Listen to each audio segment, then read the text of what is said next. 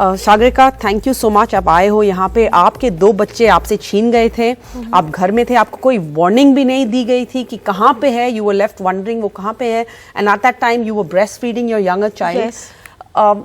जब ये film release हुई, you obviously went for the premiere, जब आपने देखा, when you saw this whole thing playing out again on the big screen, what was going through your mind?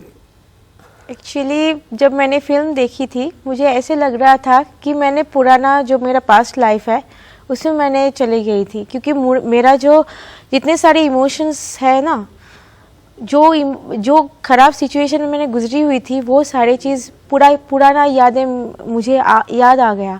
जैसे कि रानी मुखर्जी जब एक कार के पीछे जब राश कर रही थी, गिर गई थी, तो वही सिचुएशन मेरे से भी मैंने भी वही किया था।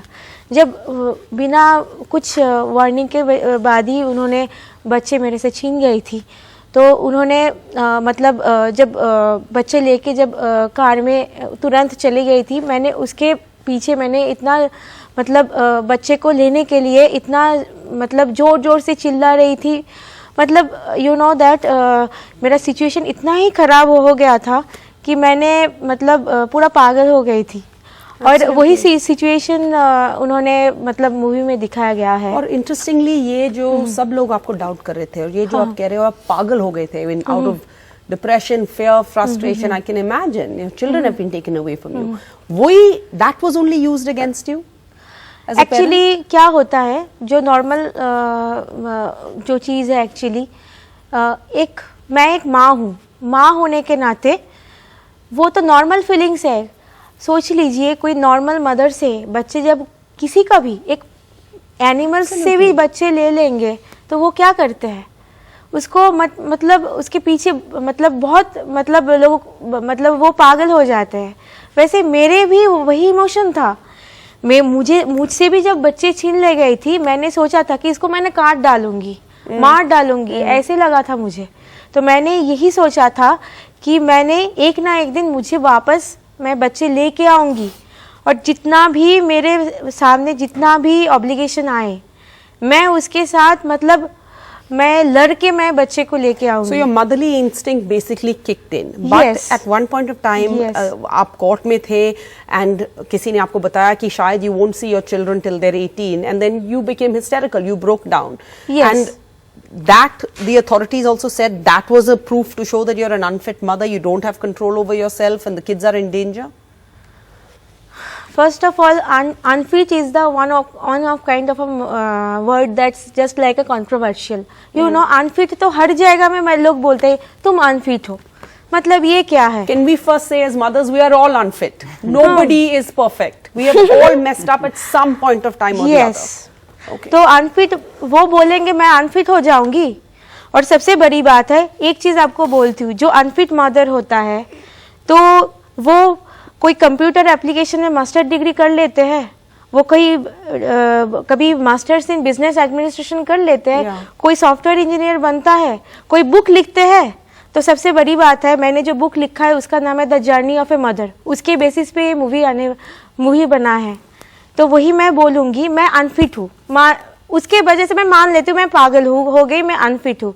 तो एक अनफिट मदर ये सब चीज़ कर लेते हैं। पहले ये बात मुझे क्वेश्चन मैं करती हूँ, जो नॉर्वेजियन एम्बेसडर है, मैं उसको ये क्वेश्चन बोलती हूँ कि आपने जो फेक एलिगेशन मेरे अगेंस्ट में डाले हो, मैं मेंटली अनस्टेबल हूँ, और मैं हस्बैंड को भी यही बोल रही हूँ, वो सबके सामने मुझे बोला है मैं पागल हूँ। मैं वही चीज़ उसको भी क्वेश्चन करती हूँ कि आप बोलिए कि मैं एक अनफिट मदर ये सब कर पाते हैं कि नहीं, मैं पागल हूँ कि नहीं, ये सबसे बड़ा मेरा क्वेश्चन है। But some of the basically the issue now, you were in court, जब कोर्ट में थे आप, the authorities they raised these issues कि क्योंकि यहाँ पे नॉर्वेजियन एम्बेसडर कह रहे कि it wasn't because of hand feeding जो हम इंडिया में करते हैं, it wasn't because you were sleeping with the kids, but in court उन्होंने कहा था कि आप बच्चों को स्मॉदर कर रहे हो क्योंकि आप 6 महीने के बच्चे के साथ आप को स्लीप करते हो, which is normal in India but it's not accepted abroad because it's considered unsafe. Was those cultural differences the issues in your case?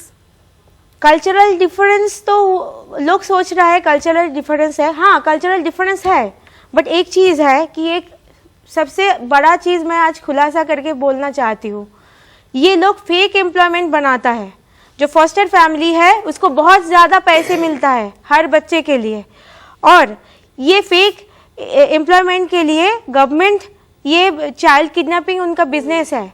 और ये लोग क्या करते हैं, जो फेक एम्प्लॉयमेंट बनाता है उसका मेन वजह यही है कि जितने सारे सिटीजन्स हैं वो गवर्नमेंट के खिलाफ है, और वो सोचता है कि जितने सारे बच्चे हैं वो मम्मी पापा के पास रहेंगे तो उनके हिसाब से वो पला बड़ा होंगे, तो इसीलिए उनको पहले से ही मम्मी पापा से अलग कर देते हैं। तो उनका जो वोटिंग सिस्टम है, मतलब कि पूरा जो यंग जनरेशन है उसको पूरा मतलब ख़त्म कर देता है कि मम्मी पापा के साथ कोई कोई रिश्ता नहीं होगा।